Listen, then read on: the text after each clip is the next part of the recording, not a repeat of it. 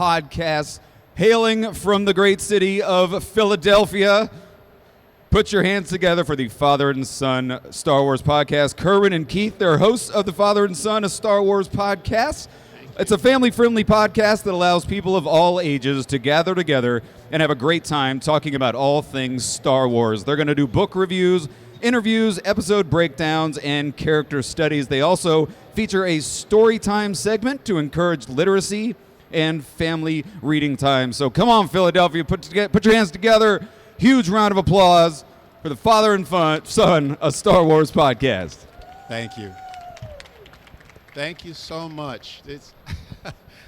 You could have done anything on a Sunday morning. We appreciate you coming out. So thank you so much. Thank you for your support. Yeah. Do you want to say something? No. Not yet? Okay. All right. So who are we and why are we here? So I want to take you back to 1980. If you are not here in 1980, don't worry about it. Just use your imagination. I was a 12-year-old kid in Brooklyn, and I went to see The Empire Strikes Back.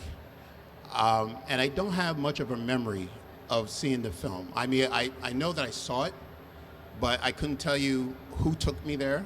I think it was my sister-in-law. I couldn't tell you what theater I saw it, but I do remember the movie, and I remember the revealing moment at the end of the movie, or towards the end of the movie. But then in '81, I saw Star Wars. So I saw it out of order. I saw A New Hope after The Empire Strikes Back, and then things started to click and make sense to me. And that prepared me for Return of the Jedi. Now, I always talk about Return of the Jedi, going to see Return of the Jedi like I saw it just yesterday. So to prepare ourselves for the movie, you know, back then, what did we have? We had televisions, right? So we had TV commercials. We had NPR had a Star Wars podcast, a Star Wars radio program. I like NPR. Yeah, and we had, you can pick up this book, Starlog magazine. So back then, in 1983, there was a magazine called Starlog, and I picked up these two magazines, and this just changed my life. And I was so hyped and so excited for this film. I remember it like I said, I remember it like it was yesterday. Two of my buddies from Brooklyn, the three of us went, and I said, you know what, we got to go all out. We need to go to Manhattan, right? Because Manhattan has the best theaters. They have the big 70-millimeter theater, big screen, surround sound. That's how we got to see Return of the Jedi. So we went to Manhattan, and we saw it at the theater called Lowe's Astor Plaza on Broadway. It's not there anymore, unfortunately. And we went to the box office, bought our tickets, and then looked at the line and waited there for 2 hours to get into the movie theater. But I remember that it was it was the weekend of Memorial Day weekend in May, 1983. It was a beautiful sunny day. We just stood outside. People were in good spirits. They had a vendor giving out Chipwich sandwiches, if you know what those are. What? Chipwich sandwiches. So it's ice cream with chocolate chip cookies with ice cream in the middle. Oh. You've seen those. Oh yeah, like those Oreo cookies. You could put ice cream inside, in the middle of an Oreo cookie. Yeah, sure. Close enough. And we went into the theater, we got our seats, and we waited for the lights to dim, and then we see the words, a long time ago in a galaxy far, far away, and you wait for that blast of the music, and then the words just appear on the screen. It was pandemonium in the movie theater. It was that way. We were so hyped up throughout the entire movie. And I would never forget that moment. And that's when I officially became a Star Wars fan. Now, I know in the 90s, we had to wait until the 90s for the prequel. But thank goodness in 2012, when we heard the news that Disney was going to purchase Lucasfilm and that they were going to create the sequel trilogy. At the time, my son was 4 years old 1 year old in 2012 when that announcement was made, when The Force Awakens came out, so the Disney hype train was in place. And I was in the Barnes & Noble bookstore and I saw that they had a set of little golden books of the first 6 films.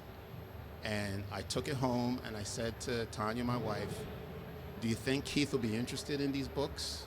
She said, well, just give it to him, let him find out. You could pick up the story from there. Well, my dad gave me the books. I read them. I love them. Like,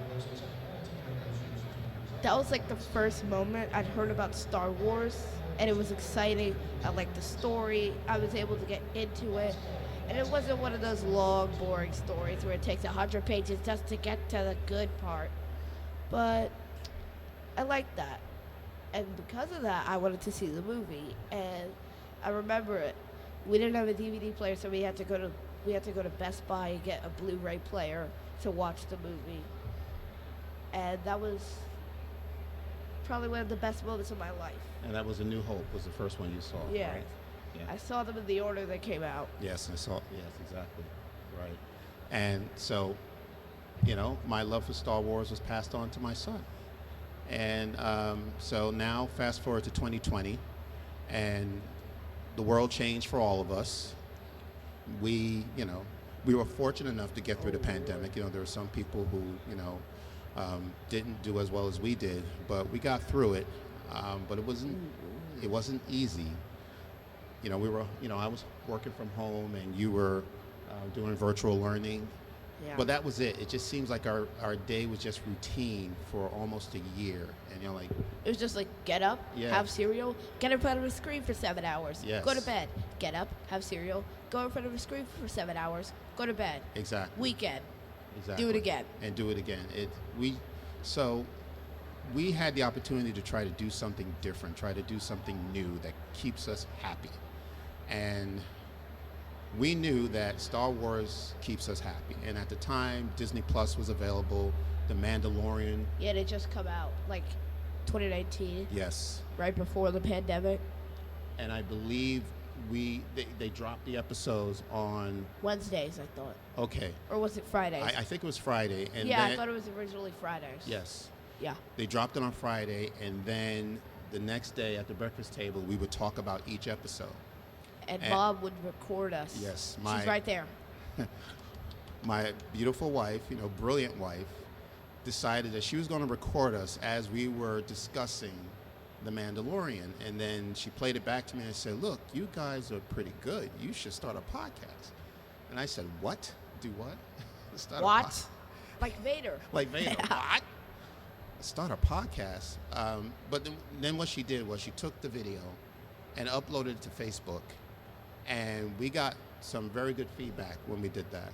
Yeah. And she came back to me again and said, you need to do a podcast. No one is doing this as father and son. There's a niche that you are filling that's not there. You should do it. And still I was not convinced. And then, one day, behind closed doors, she has a girlfriend who is a podcaster, and she was giving her some ideas and equipment to buy, and Tanya went and bought got all these of it. boxes from Amazon.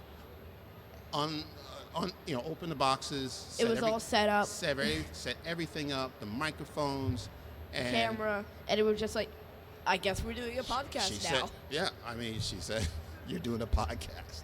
So, and that is why we're here. And we are really fortunate that we started the podcast in 2021, and here we are a year later. We're at the Philly Expo. This is incredible. So, Yep. thank you so much for having us again. Can't believe it. So, we're going to talk about what our theme is, right? And Keith is, at the core, Star Wars is about family. It's a right? family drama, basically. So, if you read the theme, Yeah, so... Sorry. Like, our podcast episode today is going to be about family. We're going to talk about extended family, our friends, teachers, and mentors, and all that, and how they play such a significant role in helping others along their journey to find their place in the galaxy.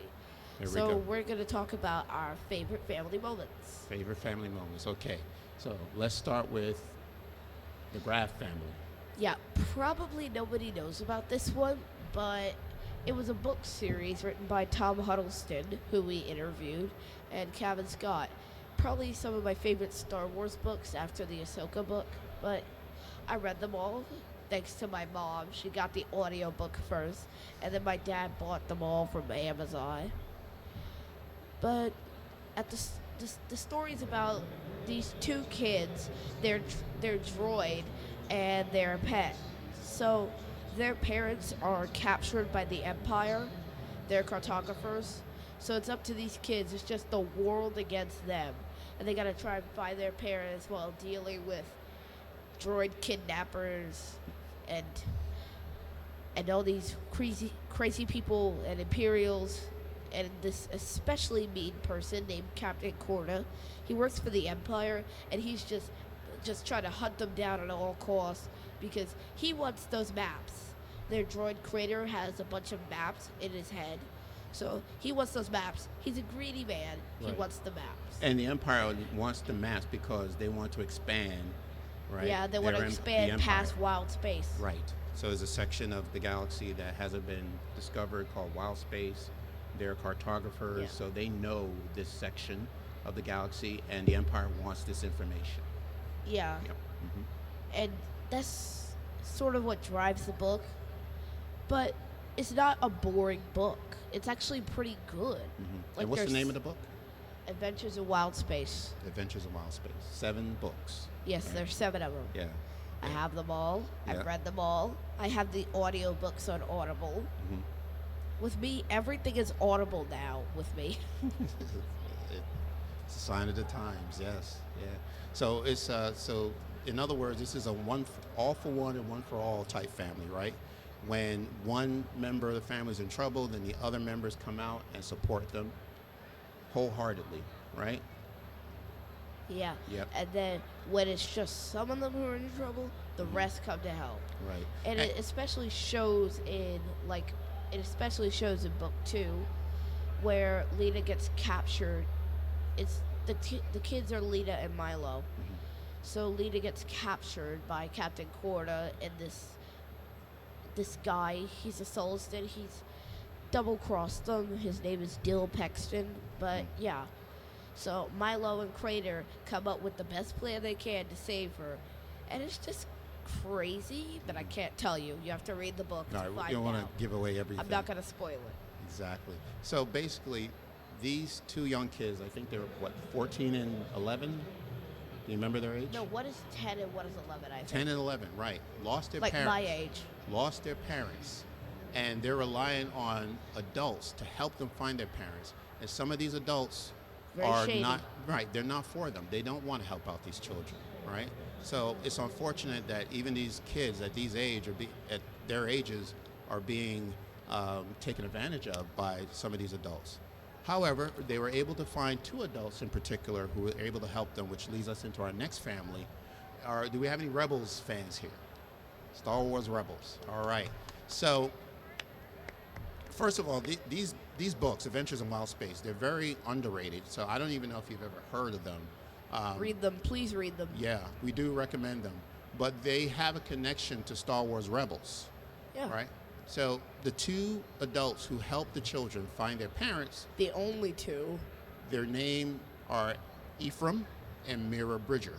Now, if you are Ephraim. familiar with the name Bridger, they are the parents of Ezra Bridger from Star Wars Rebels.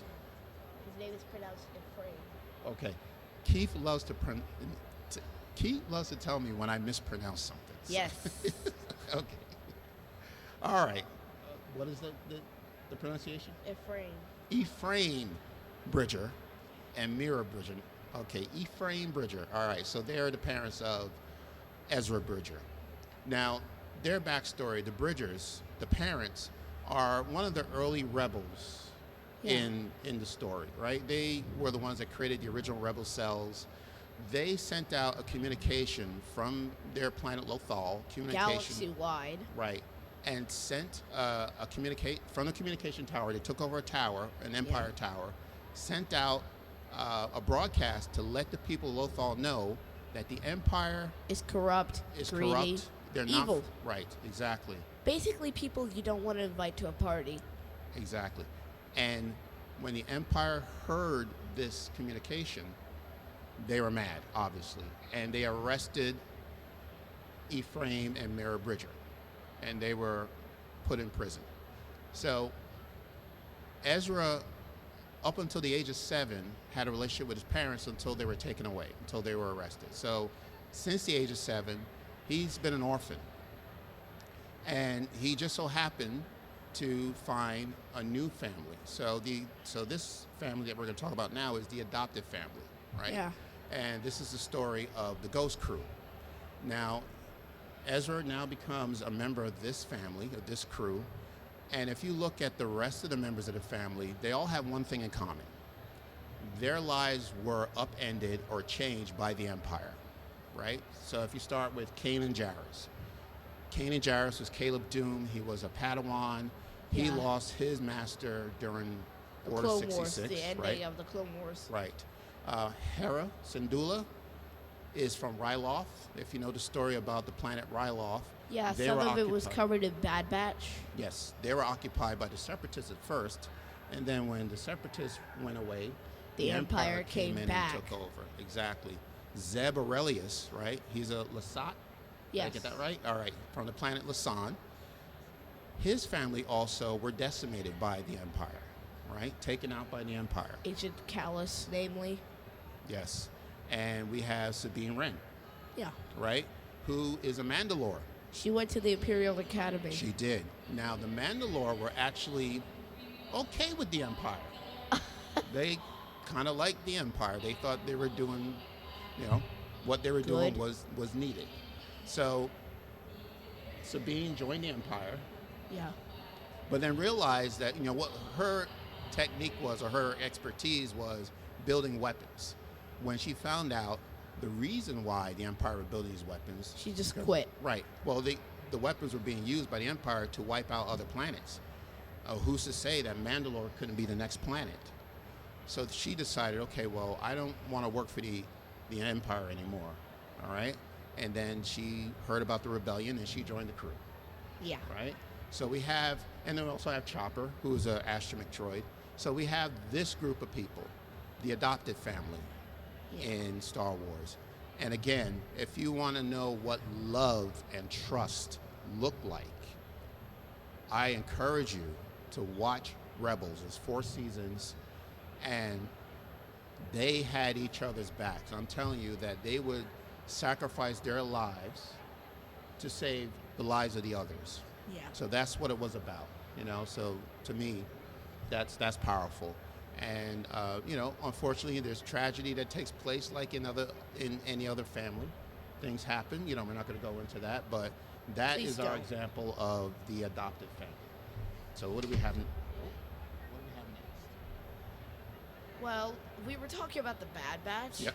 And this next one is related to the Bad Batch. So there's Hunter. He leads this group of clones.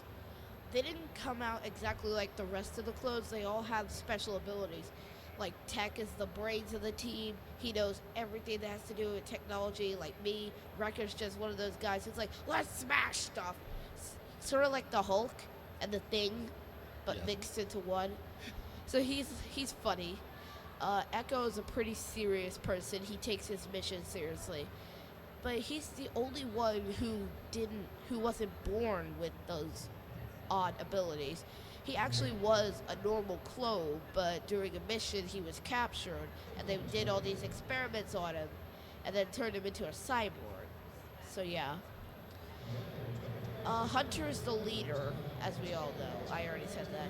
And then there's Crosshair.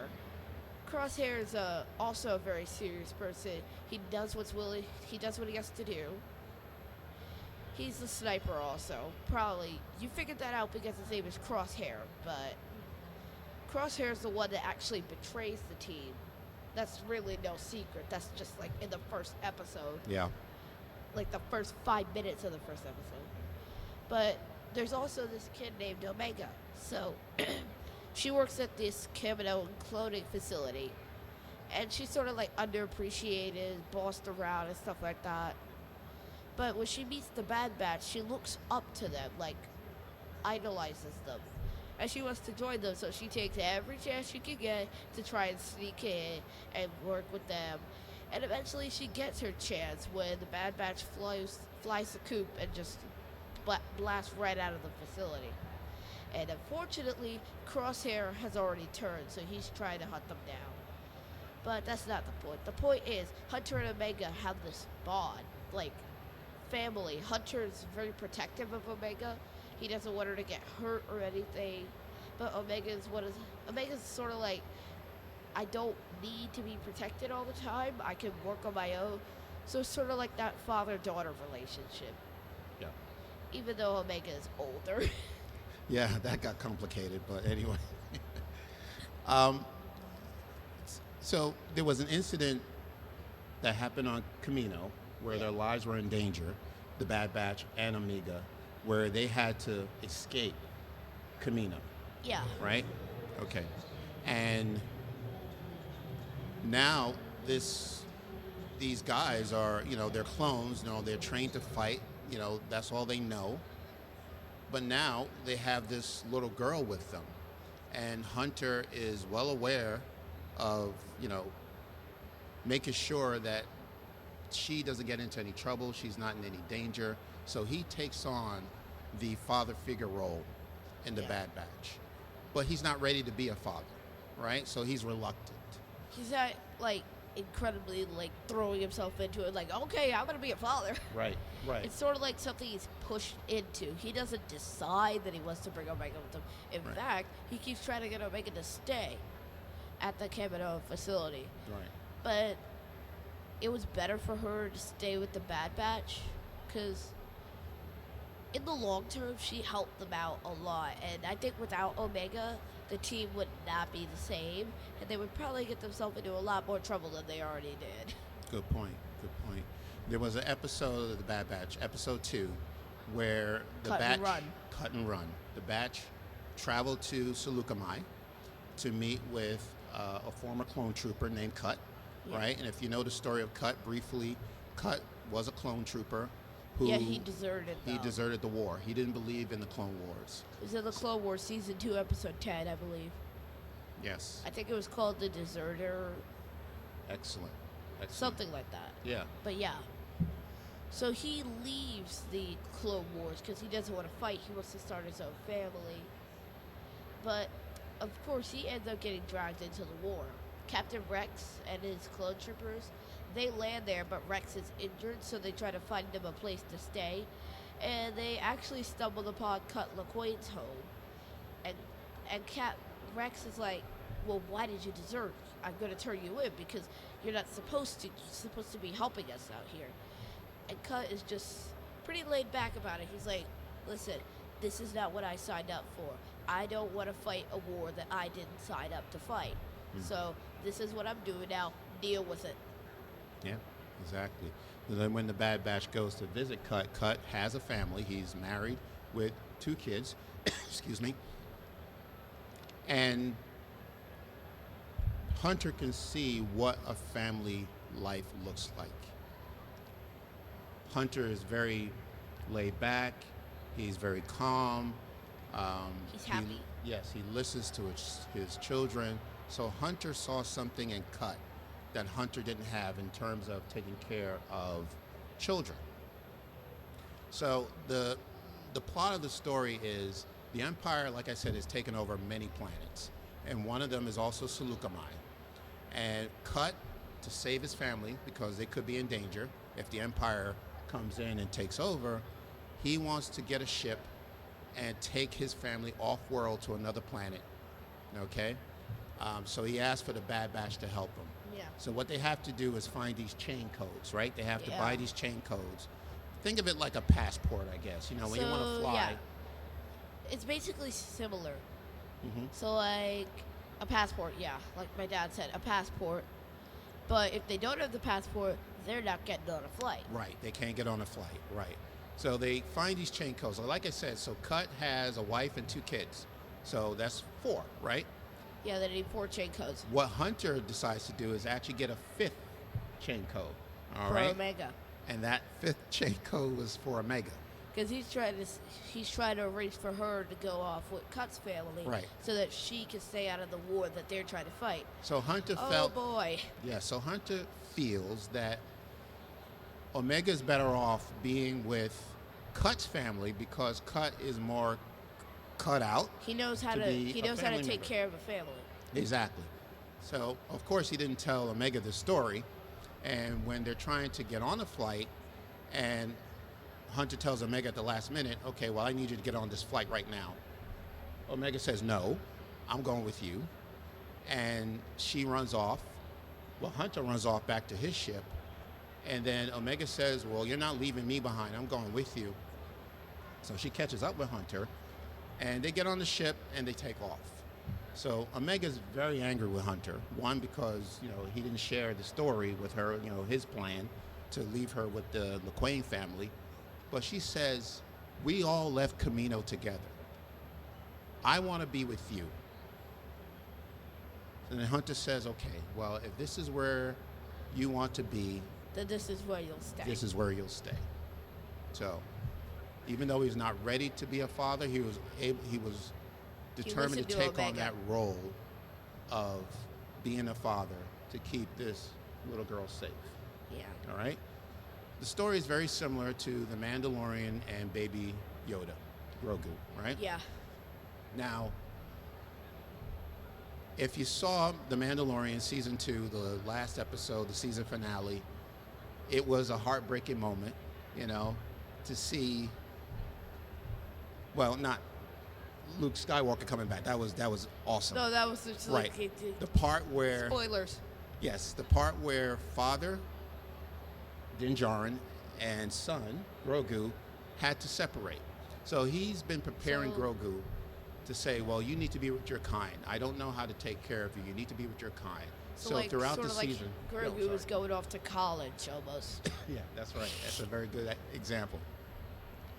There's going to be a moment where every parent is going to have to know how to let go of their child, right? Yeah. So this was Din Djarin's moment. So they sent a signal out, hopefully that a Jedi would hear their call, And Luke heard it. and Luke heard the call and came and was ready to take Grogu with him. But the moment when Grogu and Mandalorian are looking at each other, Din Djarin takes off his helmet and he's looking at his child face to face. And that's the tears moment for me when it came down, that he is now prepared to let his son go. And he says, go with your kind. This is what you need to do. And then Grogu goes off with Luke. Luke picks up Grogu and they're gone. Yeah. Now the story picks up in the Book of Boba Fett.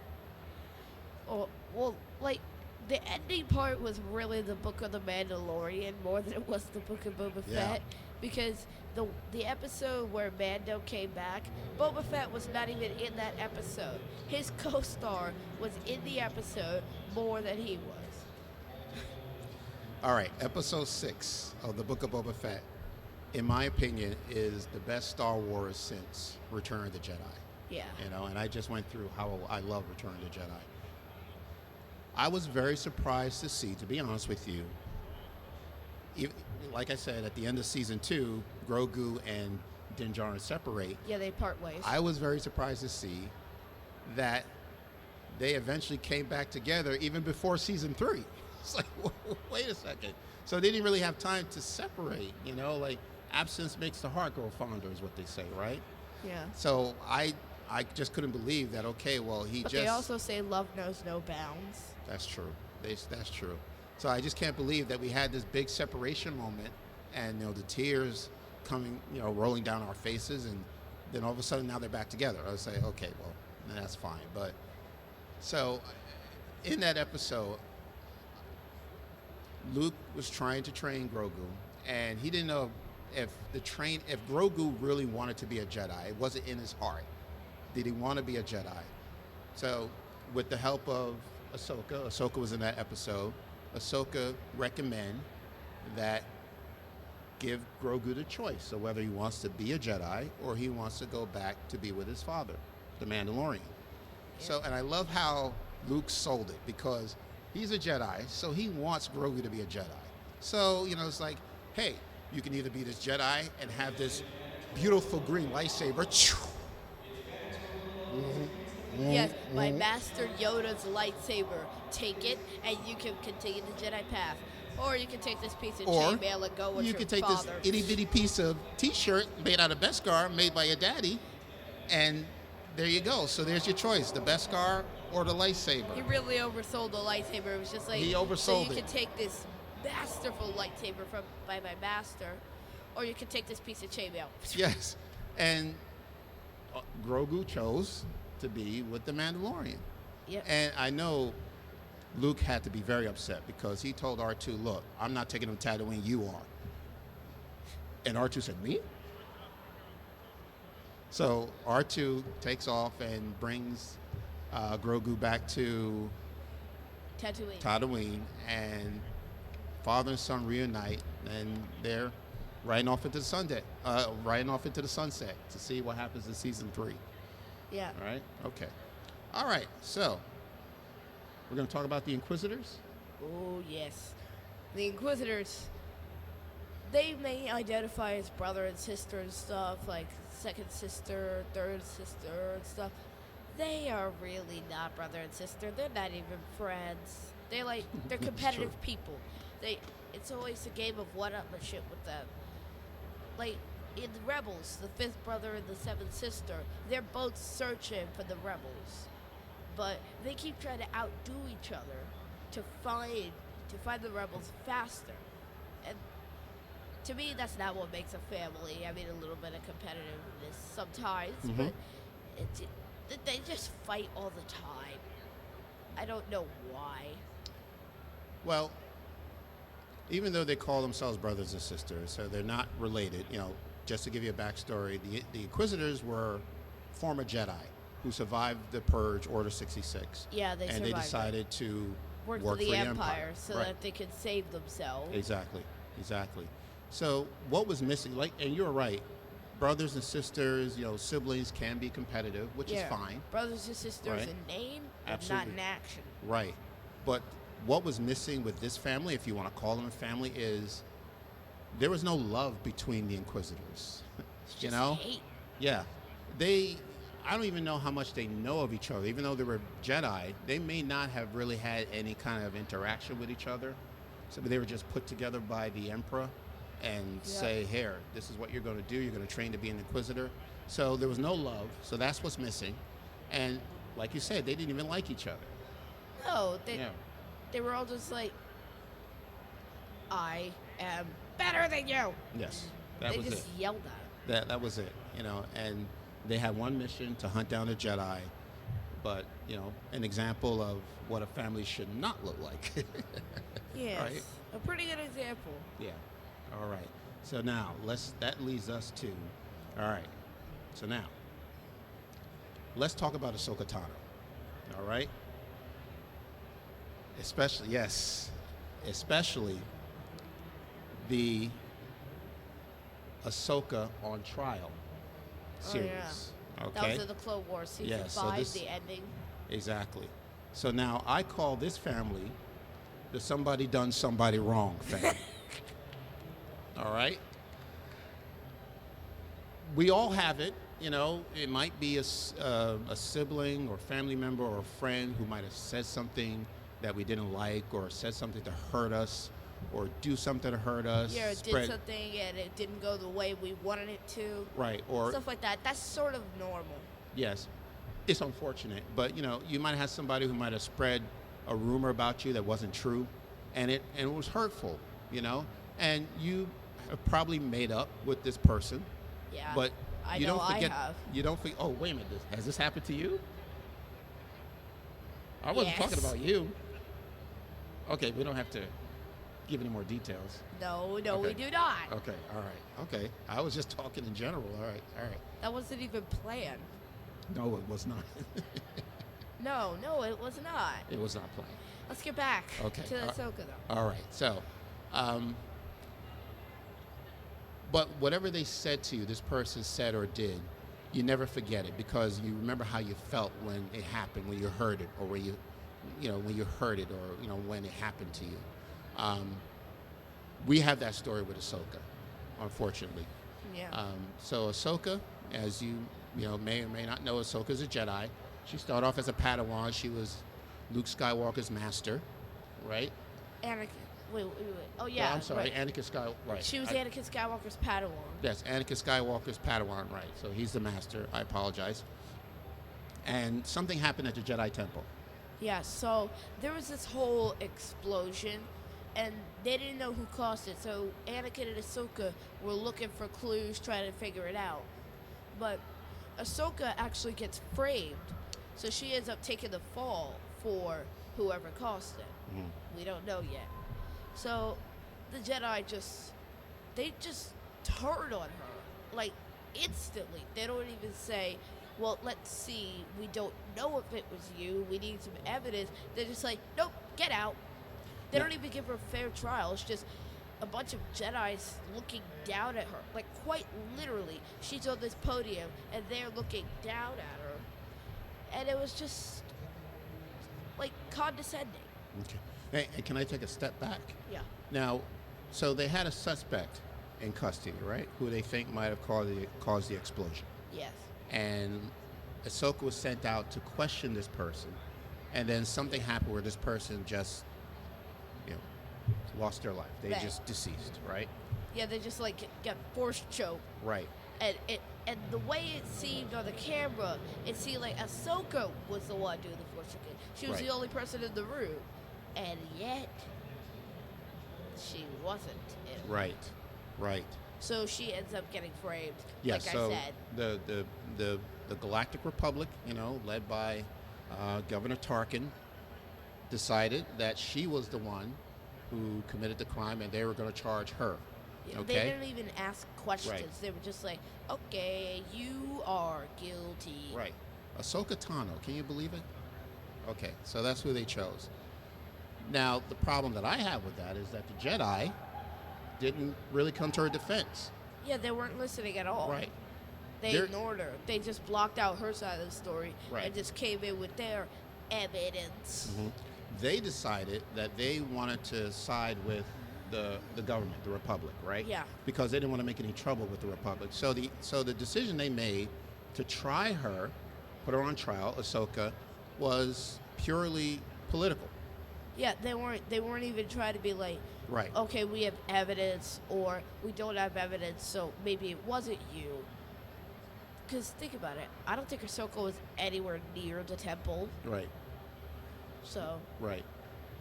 that was just cold. Yeah, it was cold. And then we had the trial, and we have the Jedi. And if you've seen the episode, they have her on this platform, right?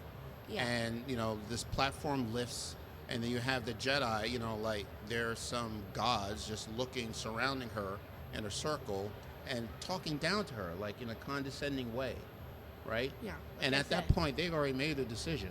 Yeah, they weren't even trying to listen to her. Right. They just already had a decision. Right. Like Anakin said. Right. Anakin was feeling some type of way. Oh, believe me, he was angry.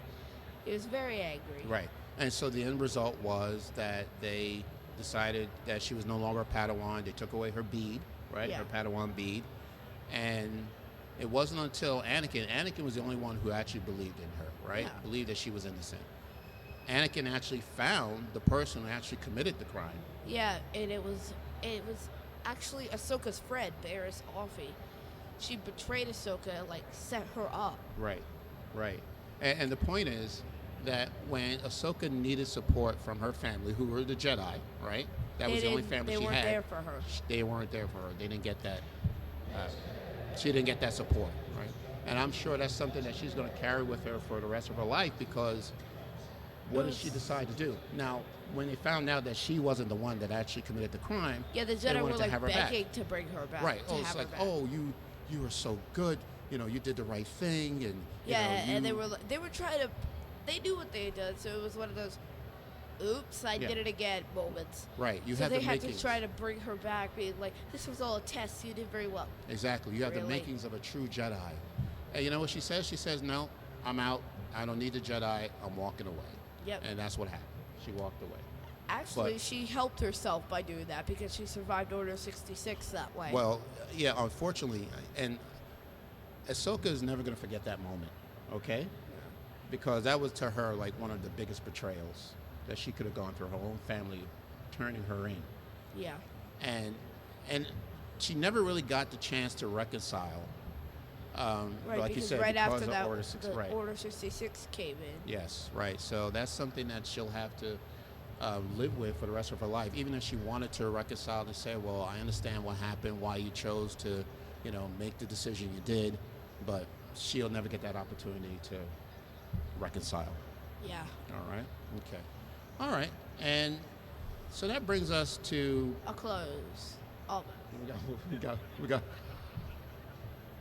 got one more story. So Almost, I said almost. almost. Okay. All right. So we have to talk about the Skywalkers. All Oh, right. yeah. Okay. But the Skywalker I want to talk about is, and this is called A Mother's Love. I want to talk about Smee Skywalker. Okay. Now, Smee Skywalker and her son Anakin, they were slaves. They have slavery in Star Wars, planet Tatooine. That was the way of life there. Yeah. She and They her worked for Watto. Watto, yes, the junk dealer. Yeah, that flying elephant. Yeah, okay, yeah, flying elephant. And it was just her and her 9-year-old son Anakin. And Anakin didn't have a father. It was just the two of them for 9 years of his life. They receive a visitor. So just to backtrack, there's a scene, and this is all happening in the Phantom Menace, where the Queen's ship, Queen Amidala, her ship gets injured. Hijacked. In a battle, the ship suffers It's damage. damaged. Right.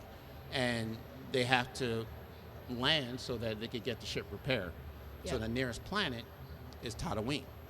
So they land on Tatooine, and they meet Anakin and his mother, and she, very nice, very polite, both of them invite them over to her home, and Qui-Gon is there, Amidala is there as a handmaiden, Yeah, and Obi-Wan's disguised as there her as well, handmaiden, right? and Obi-Wan Kenobi. Young Obi-Wan Obi-Wan. sees, Qui-Gon Jinn sees something in this little boy. Something is special about this little boy, right? Qui-Gon feels that Anakin could be the chosen one, meaning he could be the one to bring balance to the Force. So Qui-Gon goes to Shmi, Anakin's mother, and asks for her permission to take Anakin with him so he can train Anakin to be a Jedi. Yeah. What Shmi says, if you believe that you can give my son a better life than what he have now, then you have my permission. That's noble. Yeah. That's just noble. Yeah, and it's tough. Again, we're talking about letting go, but letting go of a child who's only 9 years old, that's Even more difficult because you're barely independent. I'm So- 10. I should know this. yes. So then, when Anakin is told the news, Qui-Gon says, well, I want to take you with me. I want you to train to be a Jedi. And Anakin, he's only 9 years old. Like, wow, I get to fly a ship and I get to go to these cool planets and become a Jedi? So he grabs his backpack and he runs off and he's following behind Qui-Gon, and then he stops. And then he realizes, well, what about my mom? And then he turns around and then he runs back to his mom and gives her a hug. And I have the lyrics. I wrote down the lyrics so I didn't, get it right. Anakin says to his mother, would I ever see you again? And Shmi says, well, what does your heart tell you? Anakin says, I hope so, I guess. Yes. Then Shmi says, well, we will see each other again. Anakin said, well, I will come back and free you. And then she tells, the last line she tells Anakin is, now be brave and don't look back. So Anakin turns around and runs back to Anakin and never looks back. And the tragedy of this story is that the next time, now we know about the Jedi Code where you really can't keep You can't have relationships. attachments. You can't have attachments. Excuse me. Anakin was not allowed to see his mother not until 10 years later, which Anakin never even got permission from the Jedi to go see his mother. He went on a secret mission. Yeah. So the last time he saw his mother is really too late because there was something that happened where she was tragically She was attacked by Tusken Raiders. Right, and she, in her last breath, finally gets to see her son. And to me, I think that's a part of why Anakin had his downfall. That if he was able to keep that relationship with his mom. Yeah, if he was able to see his mother Yeah. more often. Right. That I think what would have happened is when those Tuskens came, Anakin would have been there to fight them off. Yeah. And he would have been less rageful at the Jedi because the Jedi were the ones keeping him away from his mother and away from Padme as well. Yeah. I think he was just a 9-year-old missing his mother, which makes sense to me. That's normal. Yeah, right. And I wonder, this Jedi code, sometimes causes more harm than good when, the Jedi tell you need to, remove all your attachments. The Jedi got money. Yoda's sitting on money. Qui-Gon's sitting on, poor Qui-Gon.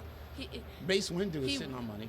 That's the other thing. Yeah. Qui-Gon, unfortunately, he could have been the father figure that Anakin needed, but he didn't make it. But Yeah. the Jedi have money. Could they at least fly Shmi to Coruscant, put her up in a nice hotel, and have her visit her son on the weekends? Yeah, maybe get some Tatooine takeout or something. Yeah, exactly. There you go. So Some sliders from Dex's Diner. exactly. So, but so I just want to end with a quote from George Lucas, who says, "You, as a person, you have two choices to make. You can either help someone or not." So the moral of Star Wars is we need to help each other, right? We need to love each other. So we ask, we all want to choose love, right? Yeah. That's the choice we want to make. So if you're not a Star Wars fan and you want to understand how to learn Star Wars, there are so many small stories that you can pick out of Star Wars that you could probably relate to. So I think that's how you should start. Start small. Yeah. And not try to know everything or learn everything.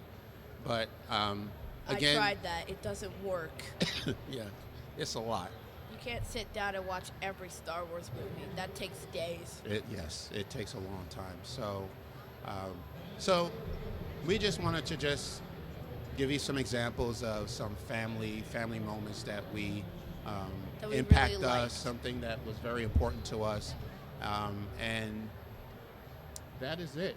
So that's our podcast. So we wanted to just let you know to choose love. Okay. Wait, Dad, what time is it? What time is it? Okay, it's 12:36. All right. All right, and before you go, I want to just say a couple of things. One, so again, we started this podcast a year ago.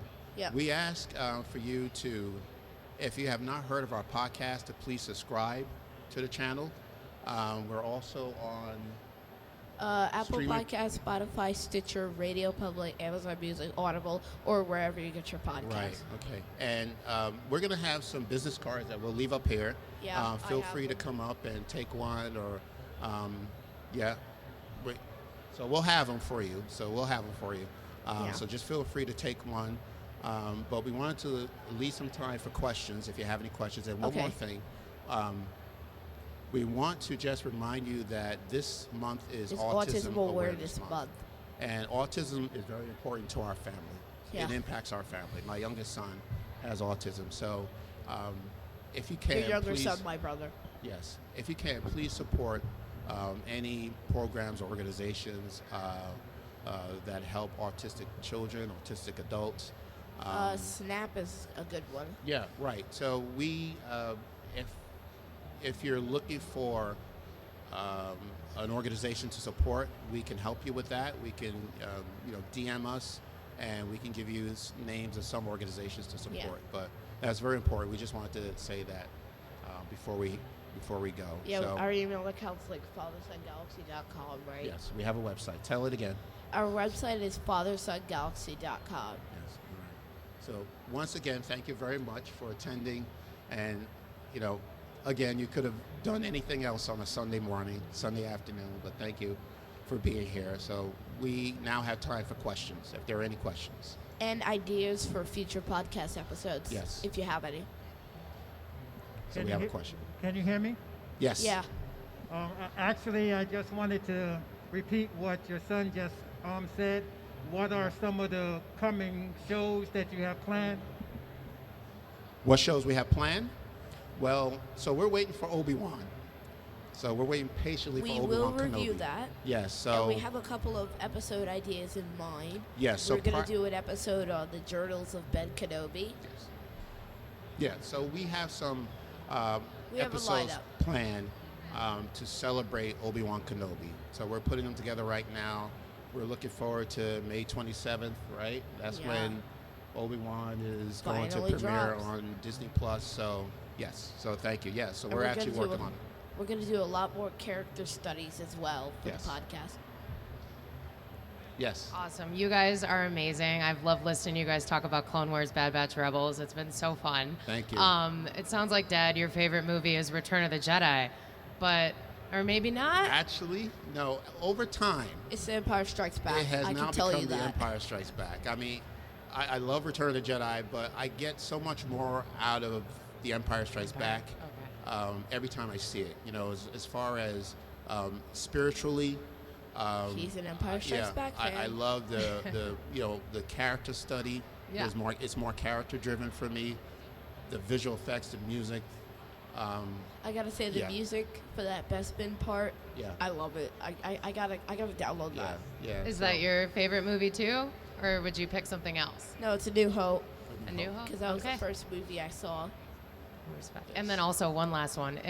What color would your lightsaber be? Blue. Absolutely blue. Wow. Light blue is my favorite color. Alrighty.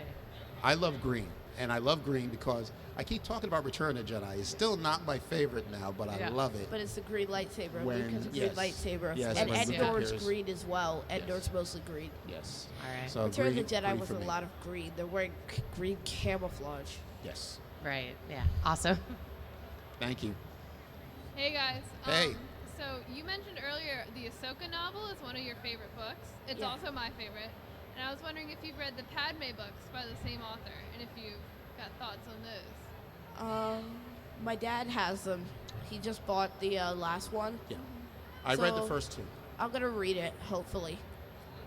I well, read the there's first 3 two. of them, but I'm Yeah. gonna read them all, hopefully. Yep.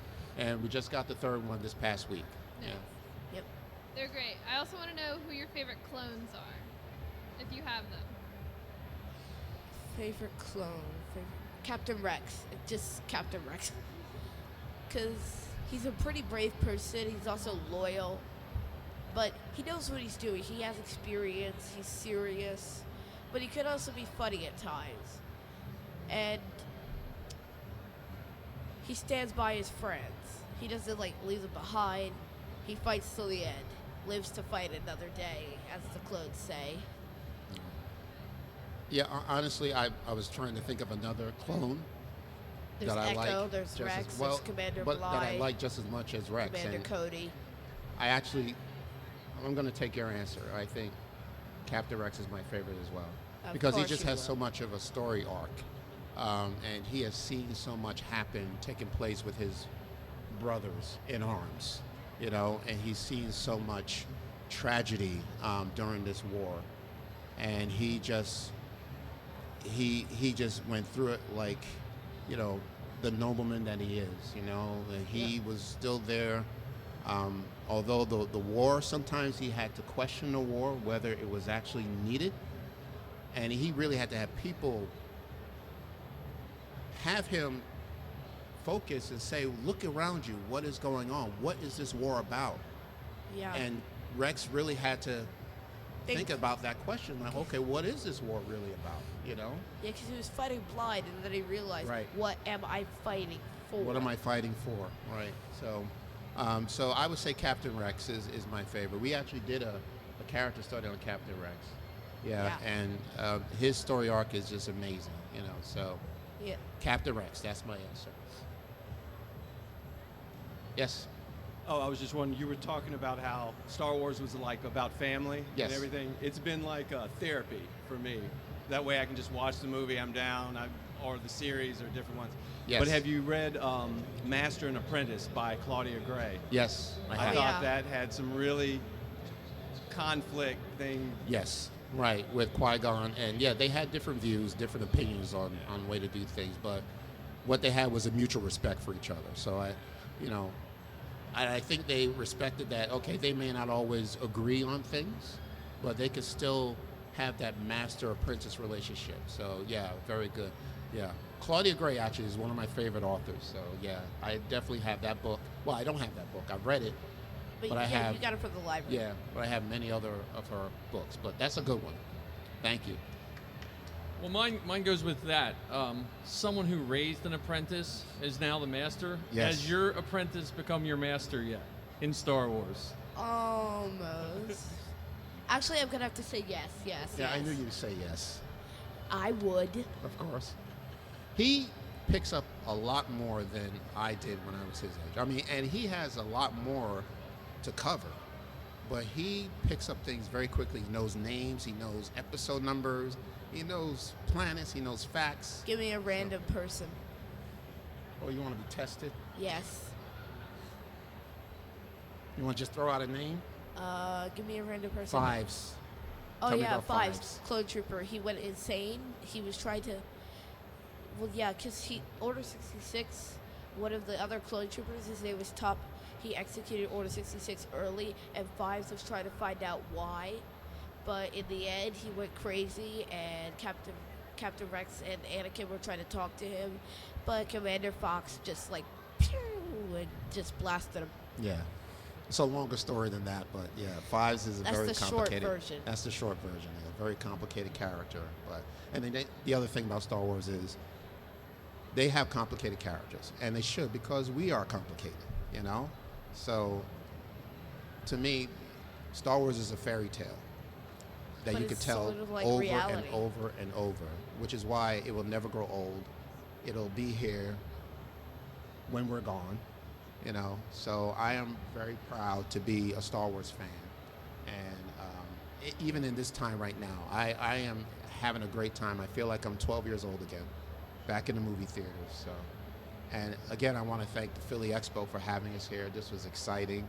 Yeah. This is our first time doing a live show, so thank you so much. I Are really there- appreciate it. Please enjoy the rest of the day. Thank you. Wait, are there any other questions though? Are there any other questions? Thank you once again for coming. Thank you. Enjoy your Sunday. Thank you. Yeah, Philly, give it up. Philly, give them some love, man. These are Philly natives right here. Father-son galaxy right here at the creator stage. Coming up at the top of the hour, we've got writer-editor Mr. Pete Tomasi, audience Q&A. We're going to be talking DC. We're going to be talking editing. We're talking the business of comics and some of your favorite titles by Mr. Pete Tomasi. So please, come by the creator stage, the heart and soul of the con floor for all of you content creators. So until the top of the hour with Mr. Pete Tomasi, enjoy day 3 here at Philly Fan Expo.